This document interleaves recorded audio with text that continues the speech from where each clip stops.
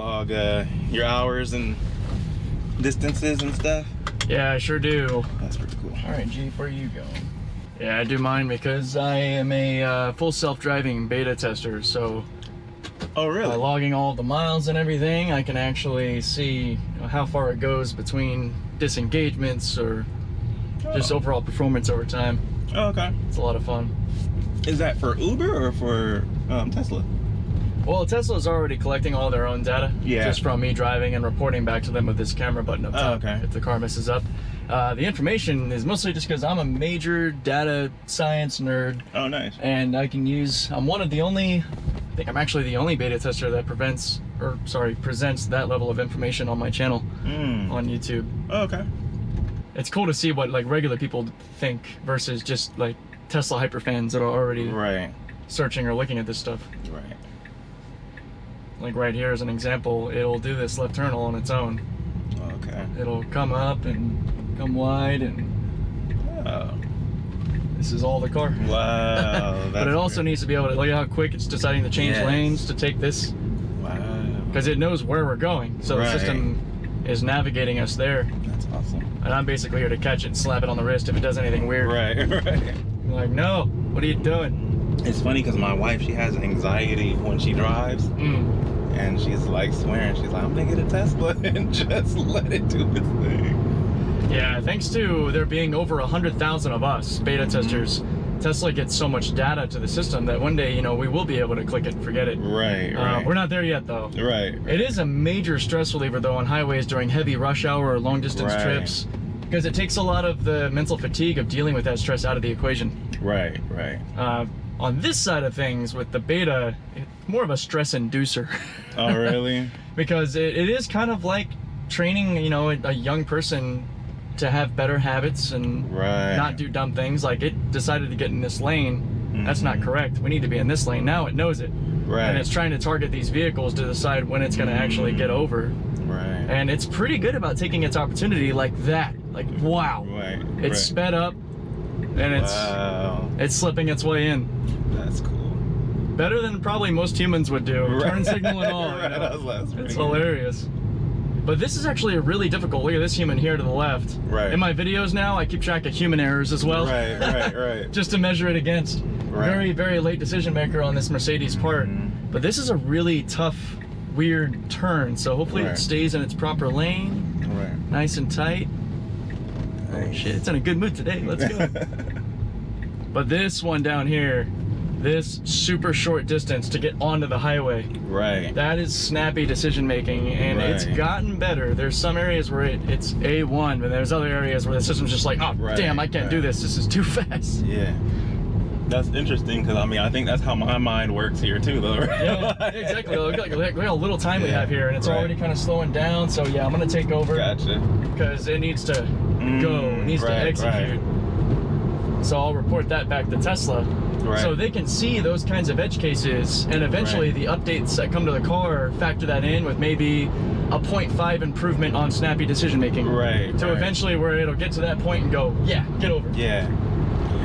Where would it be right now if you just let it like go right then? Would it had kind of like pulled over and waited, or? It likely would, because I've been in some scenarios like that where I let it, if I don't have a lot going on or people to hold up or a customer's time to waste. I'll let it try to figure things out, and typically what'll happen is it won't just like jump off the road or anything. It'll actually kind of slow down and do some jerking with the wheel, but then kind of bail out and keep going. And then attempt to reroute. Which is kind of fun to let it do sometimes. Yeah, like figure out like, that's smart. Where are you gonna go? It did that in one of my latest videos where I put it through this Friars Challenge is what I call it, going from basically the Hillcrest area to the Fashion Valley Mall. And there's a really tough, deep left turn down to the 163. It's kind of a toss-up whether or not it's going to do it. And on the second lap to try to see if it would work, it bailed out and rerouted. And it was so funny to watch. Was it in a loop, or was it in a loop? Like saying that to say, oh, well, it rerouted. I guess it wouldn't go all the way back on the freeway. No, so basically what it did is it rerouted from the highway entrance and ended up going down some back roads to take the next highway entrance. Because it still is trying to reroute to the destination. But trying to figure out a new way to get there. And it would be interesting to see if it ever gets stuck in like a loop. Like it can't figure it out, it just keeps rerouting. Right. Yeah. And that's a case where you realize, okay, the system's not ready to take customers from place to place. Right. But I have had some pretty good success. I instinctively take over here because this is a quick merge and people just kind of slam over. Right. I'm a lot more risk tolerant by myself than I am with a customer in the vehicle. Yeah. So is this a specific Tesla model that allows this, or is it like does this happen with any Tesla? So any Tesla can really, as long as it has the latest hardware, which is most Teslas on the road now. It's really just a software update. Yeah. So back in October of last year, I qualified with the first 1,000 people to get added with our safety scores. So Tesla basically used insurance metrics to garner liability to see, you know, okay, are you safe enough as a driver to take this system and be responsible? Right. But that's what's kind of cool is that as a customer, like I don't work for Tesla, I get to be a part of helping them change the future of autonomy. Absolutely. So I'm a software developer. Oh, awesome. Yeah.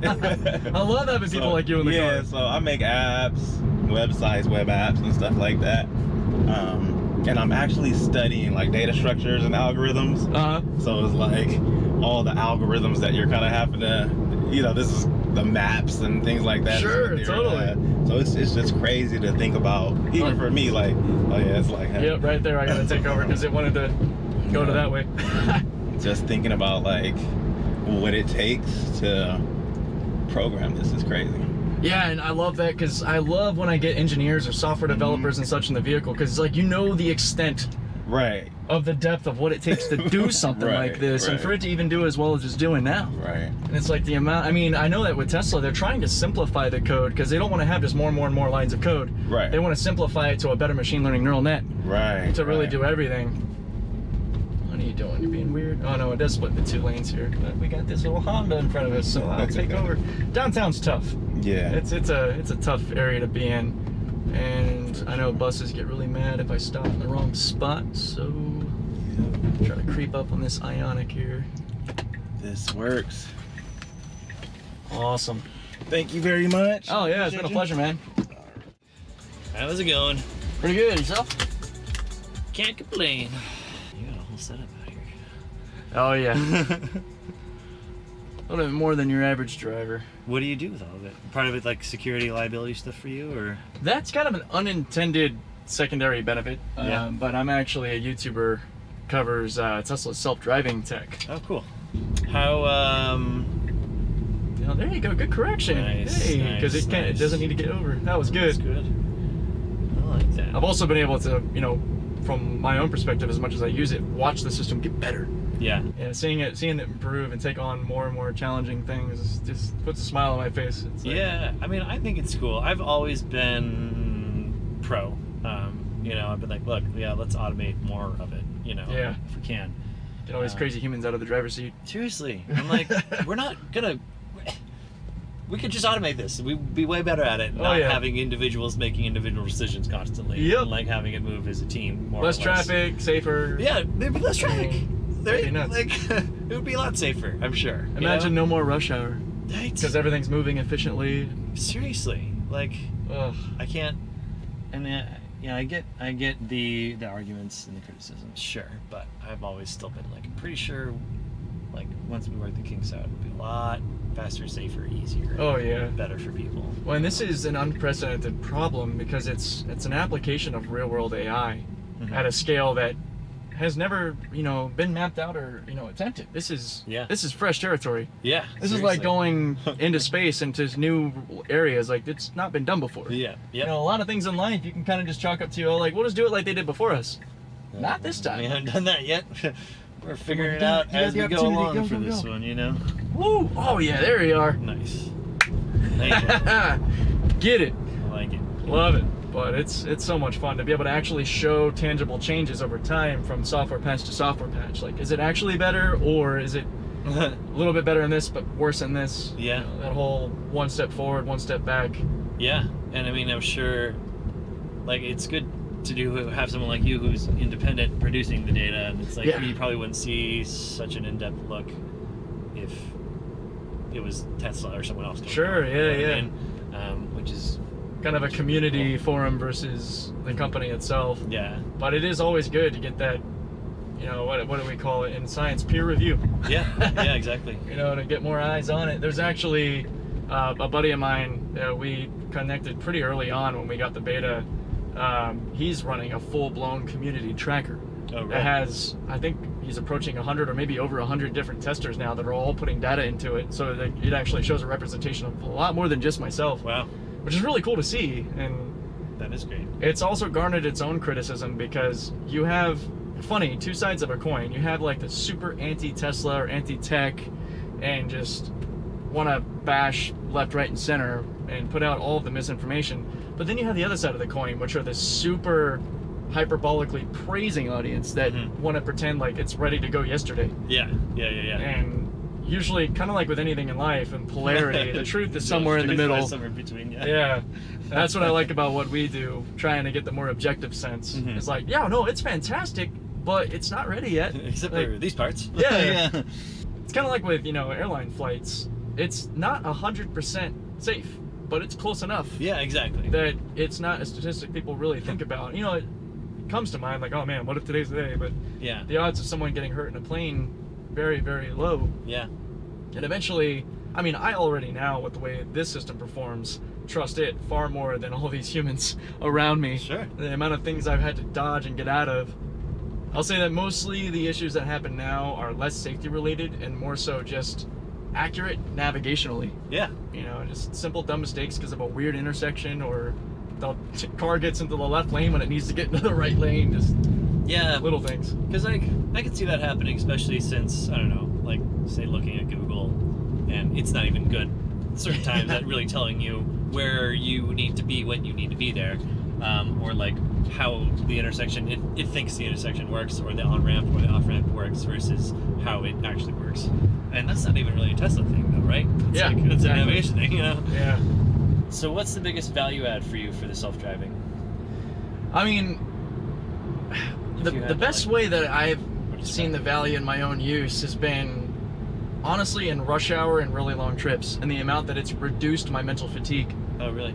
It's something I didn't really expect to be the case until I had regularly used it, because, like, for instance, right now we're on the public beta, which is a way of saying just not a self-driving beta tester, but like what generally Teslas have. Yeah. And this system, you can even turn off navigation and it'll just lane cruise right here. Just stay in this lane and stay with traffic and do everything, allowing you to mentally disengage a lot of the stress. Wow. Aside from just supervising. And you throw in a podcast or something in the background, and rather than getting angry at everybody in the way they're driving, you can kind of throttle back. And not stressing about, oh, yeah, does this guy want to be faster, want to go around? Yeah, all exactly. I could just whatever. Because I mean, if I set it, if I'm in like the third lane over, which is what I pretty much designate as my chill lane, you know, I'll set it to 115K because I like the metric system. I'm weird. Okay. Or about like 70 miles an hour, and just cruise. Yeah. And it's like, yeah, these people go crazy cutting in front of me, whatever, but they're carrying on. I'm good. I'm listening to a good podcast. Yeah. Cruising along. I'm good to go, yeah. And I think that's probably the biggest value I've found is the stress reduction. Okay, I can see that then. Yeah. That makes a lot of sense. What's like the range on this thing before charge? So mine, I get about 200 miles out of it. Okay. Real world miles. Also depends, like carrying passengers all the time, the range is probably closer to 170 or 180. You know, added mass, luggage and such. Yeah. If I'm behaving though by myself, I can get it up to about 220. Now the cheapest Teslas are starting at like 270 miles. Oh, cool. Mine was right before a lot of the big optimizations to the battery system, the thermal system. And now the cars are iron-based batteries, so they can charge to 100% without really worrying about it, which is really cool. Oh, interesting. It's not quite as powerful per cell, but you get more lifetime out of it, more cycle counts and everything out of it. Yeah. It's pretty awesome. Okay, very interesting. How long does the charge take? Most of them kind of average about 30 minutes to fill up. That's good. Yeah, about 25 to 35 minutes, depending on, because like the longer range cars might take a little bit longer. And my wife drives the Model Y long range, gets about 320 miles out of a charge, but she'll still be there for about half an hour. Yeah. Does it, do you ever like worry about that for longer trips, that like it'll be difficult to do charging or whatever, or just a little extra planning, or basically just the same as like a gas station? You're like, whatever, I'll find a charge, it won't be that hard. It's kind of in between extra planning and just like gas stations, because basically the system, especially with the Tesla charging network, knowing where they all are, as you zoom out, you see every charger across, this is the country. Yeah. and into Canada too. And when you're going somewhere, it knows where they are, so it plans the route along your stops. Oh, cool. I've always, like, conceptually in my head been like, I feel like I'd be a little inhibited by lack of gas and having to stop and charge and stuff like that, when it might not actually be really such like a problem. Yeah. You know what I mean? I mean, honestly, it is a valid concern. I mean, because, you know, coming from gas to electric, that's a pretty big change. That's not like going from Android to Apple. No, it's not. Yeah. You know, it's a completely different thing. I mean, back when cars were first coming around, there were people that were like, "I'll ride my horse to the day I die." Yeah. Like, they would not change. Yeah. But as you realize that, especially with, you know, good software, being in the day and age we're in, being able to tell where all the chargers are, even non-Teslas, they typically have in their navigation or through an app on your phone. Yeah. You know where all the chargers are going to be. Find them. Yeah, exactly. So I usually tell most people, because just like with myself, it only took like a week of driving for all of my range anxiety concerns to go away. Yeah. Because you were never too far away from a fast charging station to juice up. I mean, you wouldn't even have to fill up. You could just stop for 10 to 15 minutes, get up to like 50+%, go plug in at home. Yeah. And I guess like even the only thing that I wouldn't be anxious necessarily, but I feel like I would be wanting to think about like longer trips. I'm like, well, if I want to go up to the Bay Area or whatever from down here, you know, like, is that gonna have a significant difference in what I? But if it's just a half hour, not really. It's like, so you stop and get some food if you want, you know, like exactly. You know, a lot of the things that we kind of already do, which is like, go to the restroom, grab a bite to eat, stretch your legs after being stuck in the car for 3 to 4 hours. Yeah. Thankfully, the rest of the auto industry is trying to jump onto that same train. Yeah, exactly. And give us things we want. Wait a second, hold on, this is pretty cool. Yeah, we can't sell Priuses and Chevy Bolts when people can buy Teslas and Mustangs and F-150s and Rivians. It's really taking us through a maze through here. Okay, way to not pay attention. Really, I want to add that to the human error counter. Right through, I know, exactly. My gosh. Didn't even try. Nope. He didn't even look over. He was just... I don't even think noticed any of that happened. Nope. Just completely oblivious to this whole thing. Humans. Yeah, exactly. Not gonna lie, this is my first time on a Tesla lift. So. But you've been in them before. Yes. Okay. So this is. I thought you were having your cool. first experience for a second there. This is my second time though on a Tesla. So. Oh, okay. Yes. Still pretty new. It is. Yes. Well, you're in an extra rare Tesla in the sense that I am a full self-driving beta tester for Tesla. Oh my gosh! So I've got their complete autonomy for city and highway. Oh my goodness, that is so awesome! That's why I have all this crap. Sweet! Well, that makes me feel so special. Like, that's so cool! Well, if you want, once we get on here, we'll see if the car can get us all the way to your drop-off. Sure! It's a lot of fun. There's 2 taps. I don't know if you can remember in the last Tesla you were in, but this should look a little different. Yes. Yes. Oh yeah, definitely. Yeah, a lot of different colors and such. I can actually expand it to do the whole my goodness screen. But this part of it, the city streets part of the beta, shows a lot more info. It shows oncoming cars, parked cars, as well as, you know, pedestrian, cyclists, all that other stuff in between, which you'll see a lot more when we get to like oh my gosh, why am I having a brain fart right now? OB. OB, yeah. Yeah. OB, IB, PB. Oh my God, there's so many Bs. That sounds super fun. So you've been in... Yep, cool. It sees the yellow, so it's coming to a stop.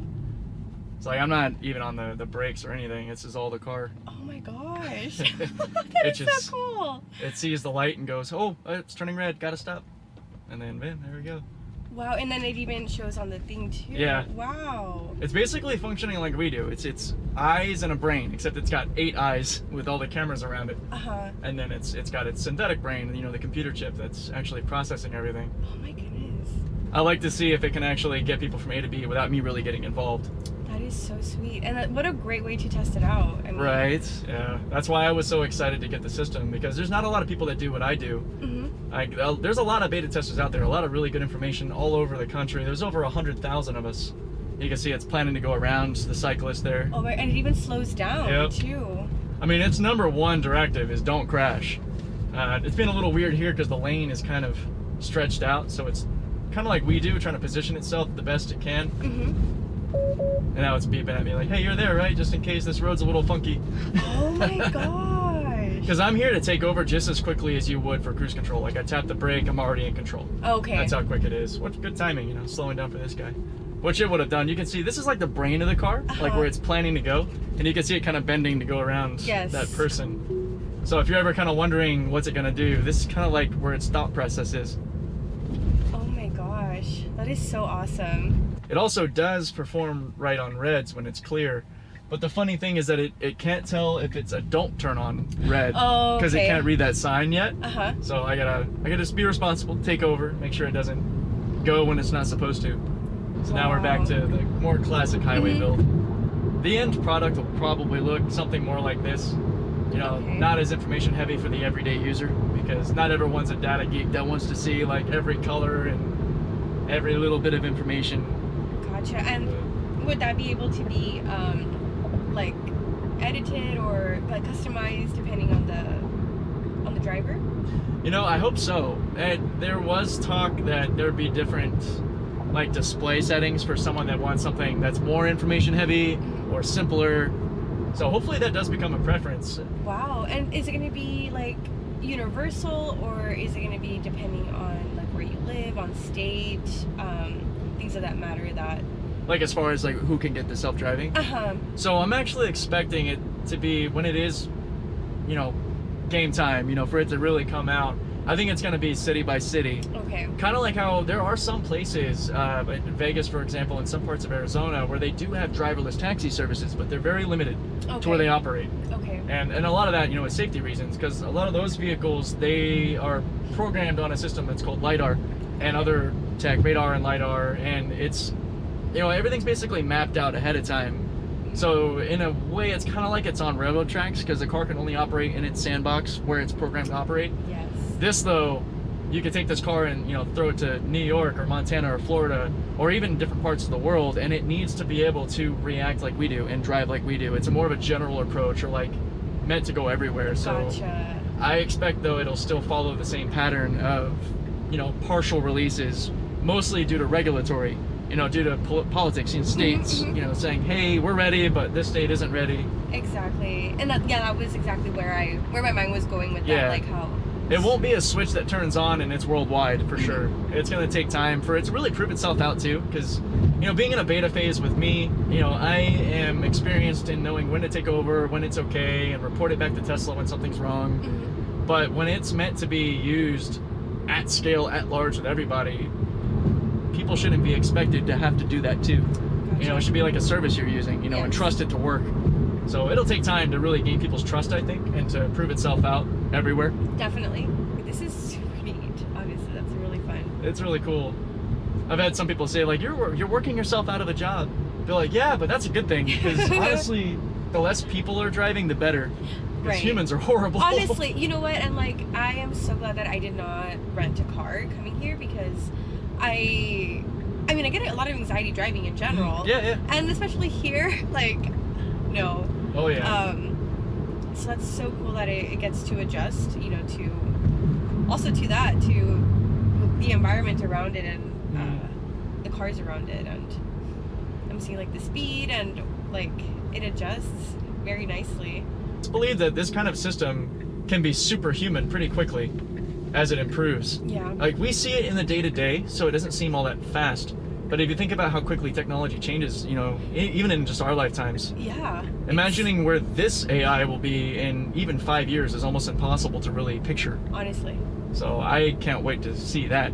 Like, that's going to be insane. That is awesome. No, this is so cool. I mean, for the average, meaning me, that I'm not obviously around this much tech and, you know, software and all of that. Sure. Like, that is pretty awesome. So yeah, that's kind of reactions I like to get the most too, because you have people who are, you know, Tesla super fans or tech fans or autonomy fans or space fans or whatever. Of course they're gonna watch stuff and be a part of it and see what's going on, but your average everyday person going through life, no way. Yeah. I mean, it's one of the most genuine encounters to get somebody that comes in, especially if it's like their first or second time in a Tesla. Yes. Let alone seeing one that actually does drive itself and going, oh my god, I thought this was just like hype. Right. Or you hear some of the things in the media, because the media is not friendly to Tesla by any means. No, it's not. So you'll hear the worst possible version of any story, because Tesla doesn't advertise, which means media companies don't get revenue from them. That's why there's kind of there is a monetary incentive to talk up the traditional car companies that do have advertisements and to bash on Tesla, or to at least not highlight Tesla in a positive way. Exactly. So I do also like that. Like, people that get to ride with me get to see the truth. Yes. And the actual facts behind it. But also understanding its limitations. Like, I wouldn't by any means say that this is ready to be turned on to service people right now. I mean, maybe in a year or two.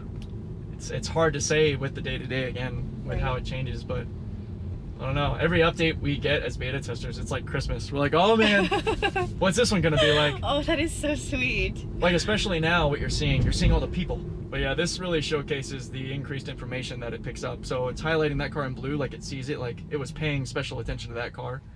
You'll see it do that in like 4-way stops. It'll highlight cars in blue that it's waiting on or planning to go in between. Same with even pedestrians. Like, you'll see like people on the side of the road, it'll highlight them in blue. It's like the system is acknowledging, okay, I see that person there. Are they about to jump in front of me, or are they waiting? It's wild. My goodness. The amount of thinking this does in all directions. At the same time. Yeah. While it's taking you to, I mean, wow. Well, it's kind of cool to think too that like we do it instinctively. Yes, yes. Like, and that kind of makes you think like the processing power of our own brain. Honestly. And the things that we do without even really giving it much thought. Oh, sometimes it picks up dogs too. It's weird how often it does it or doesn't do it, but it'll show like people walking a dog in the little mannequin style. Sweet. Even large dogs versus small dogs. I want to see if it picks up these puppers over here walking by these cars. It can't really see them too well. It does have some memory about like what it sees, because you can even see like how that cyclist is going by. There are these people kind of standing around this church over here. It's watching everybody. Oh my goodness. All right, you paying attention? I got to turn here. There you go. Good job, Beta. Woo! Does it pick up also other like Teslas? Oh, for sure. Okay. I don't know how much. Like, a lot of us are curious. We're like, are they like talking to each other when driving by? Is like, are the systems communicating? I wish I had that information. It's been teased that our visual display would actually show Tesla models if it saw them. Oh, okay. Which makes me think, okay, so they are connected in some way. So this is an interesting case because it knows that there isn't a stop sign, so it sees this van now, and it's projecting up an area for it to wait, and then now it'll go because it sees that it's clear.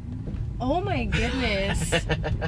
And in the radius that it does it in. Thank you so much. Oh, no problem. This is so great. It's been a blast. It was. This was like honestly the fun ride for sure of my. Almost. To hold that one down and push. Perfect. There you go. Thank you. Yeah, you have a great day. You as